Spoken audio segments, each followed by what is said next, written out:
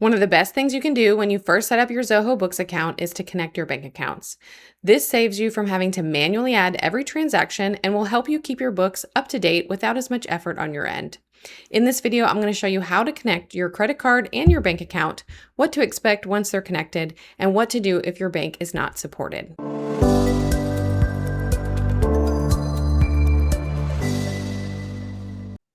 Whether you're just getting started in Zoho Books or you're trying to clean things up, you're in the right place. My name is Stephanie Smith, owner of New Light Financial Solutions, where we help business owners like you gain clarity around their finances. From support to those who are doing it on their own, all the way up to CFO advisory services, we will meet you where you're at. You can learn more about what we do on our website at newlightfs.com. The link is in the description. All right, now let's dive in. After you've gotten your account all set up, the next thing you'll want to do is connect your bank accounts. Connecting your bank accounts allows your transactions to flow automatically into Zoho Books instead of having to manually enter them. This will help reduce errors and will save you time. And it will also make reconciliation a lot easier at the end of the month. So I'm going to walk you through this process and show you how it's done.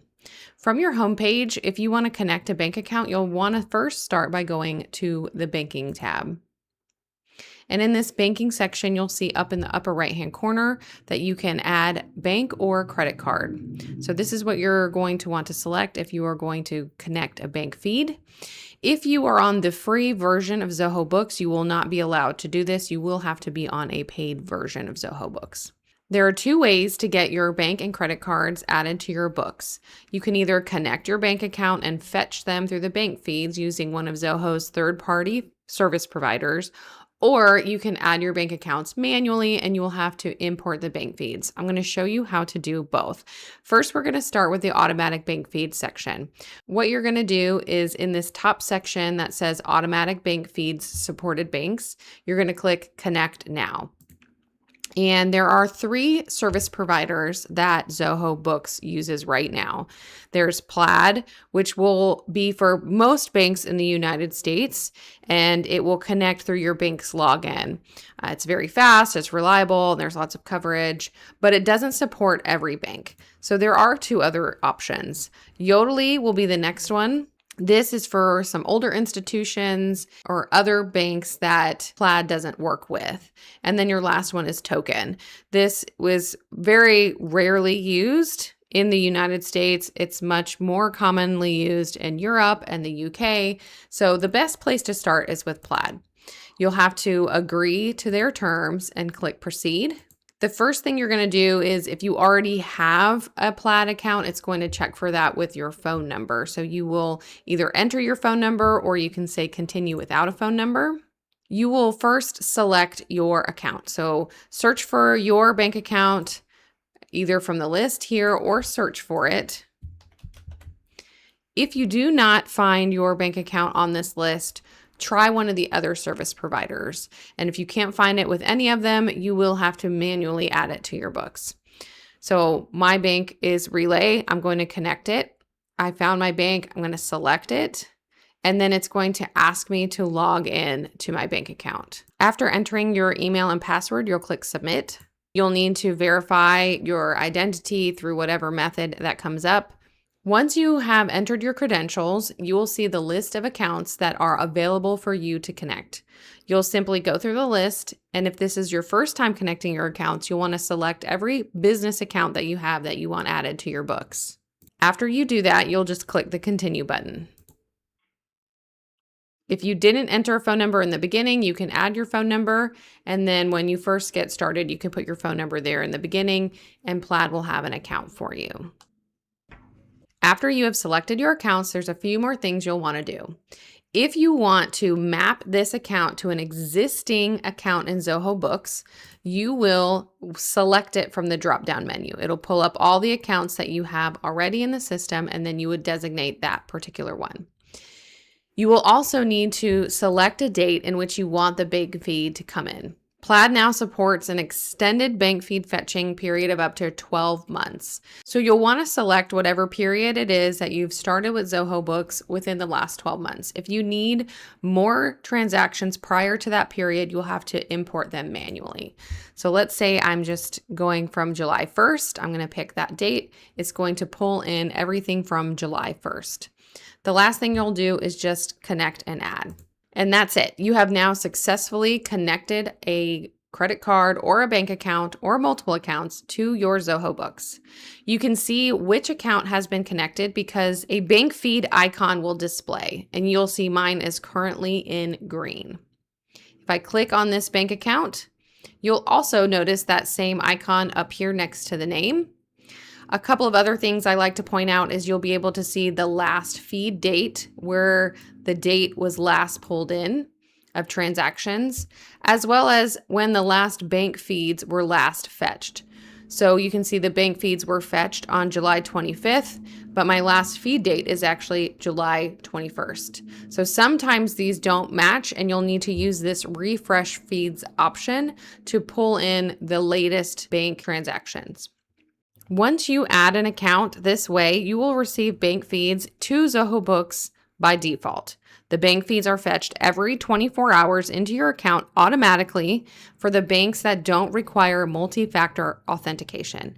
If your bank does have multi-factor authentication, you will be required to authenticate every time that you want to refresh your feeds. So you will have to come into Zoho Books and use this refresh feeds option, and you may be required to enter your login information again. This varies by bank, so the experience is going to be a little bit different for everybody.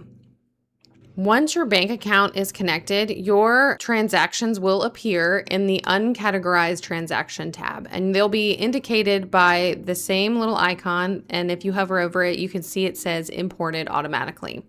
Doing this will allow you to categorize things manually or match them to other transactions on your books. If you have entered transactions manually through the expenses section or bills and invoices and payments, and you need to match those and you haven't imported your transactions, you won't be able to do that. Those will just automatically show up in the All Transactions tab. Once you have categorized transactions, they also show up in the All Transactions tab. A couple of other things I want to point out is that if you ever need to make changes or reconnect your bank feed, you can do that as well. You'll want to open up the specific account, and in the upper right-hand corner, there's a cog wheel. You can update your credentials, which you would use if you change your username or your password to your bank. You can refresh your feeds like I mentioned before, but you can do it from this drop down, and then you can deactivate your feeds, which will disconnect it from the bank so they are no longer bringing in those transactions.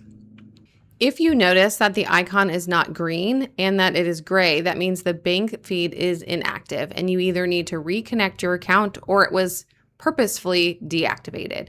If you need to reconnect your bank feed, you'll open up that particular bank account, go up to the cog wheel and click the Activate Feeds option. And you'll have to go through the same process you went through to add the bank account.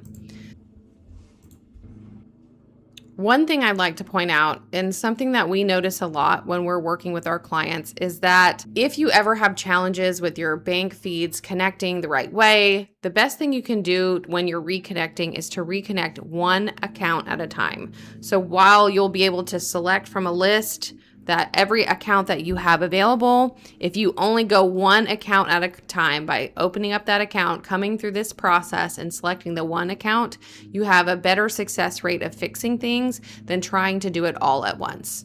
So that's a little tip if you're having some issues connecting your bank feeds. Now, if your bank account is not supported or you just don't want to add your bank using the feed with the automatic transactions coming in, the other option is to import a statement.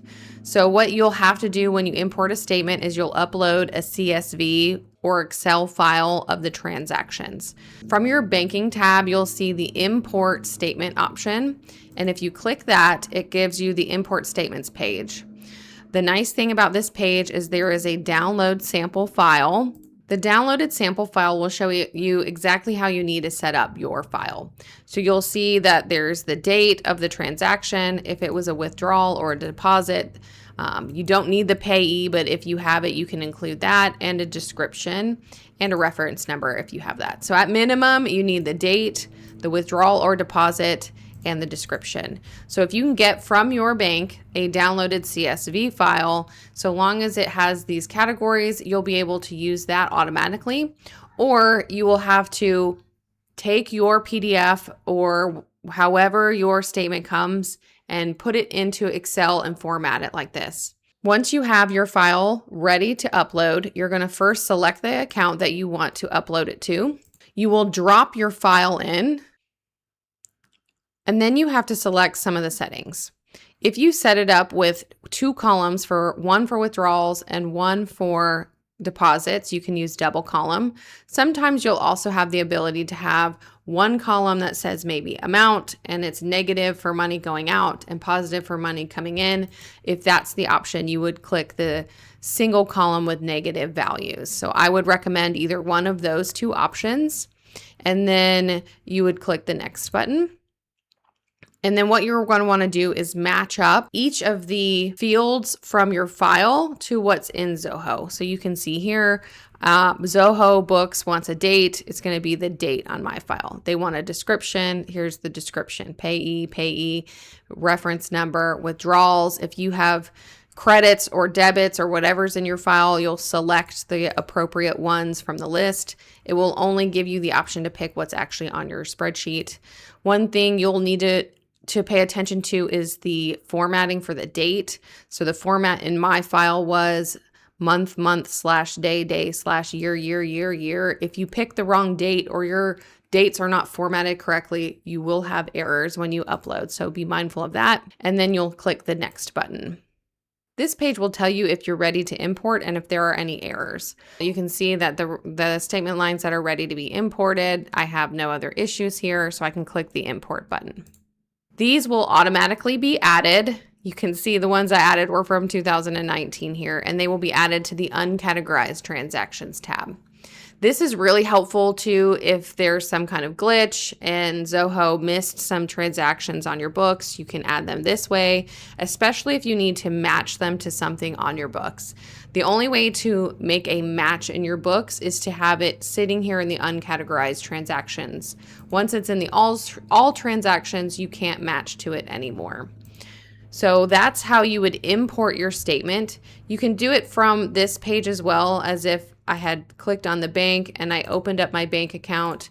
Under the cogwheel, you can import a statement here. The nice feature I want to point out here is you can also undo the last import. So if you mess something up on the import, like maybe your deposits and withdrawals were opposite, you can come in here and click this undo last import button. It shows you what transactions will be taken back out, and then you can click this undo import, and now they're not on your books anymore. So those are the 2 ways that you can get credit cards and bank accounts onto your books. You can either do it through the bank feed, which I recommend. It's a lot easier. Things come in automatically and you don't have to worry about it. Or you can manually add them, but you do have to go through the process of adding a statement through the file and make sure it's formatted correctly. But either way, that's how you get your account transactions on your books. That's it for this one. If you found it helpful, hit that like and subscribe button so you don't miss the next tutorial. And if you want ongoing support with your bookkeeping, check out our DIY bookkeeping support membership. It's built for business owners who are doing their own books but want expert help along the way. And if you ever get to the point where you'd rather just hand your books off, we do that too. All the links are in the description. Thanks for watching, and I'll see you on the next one.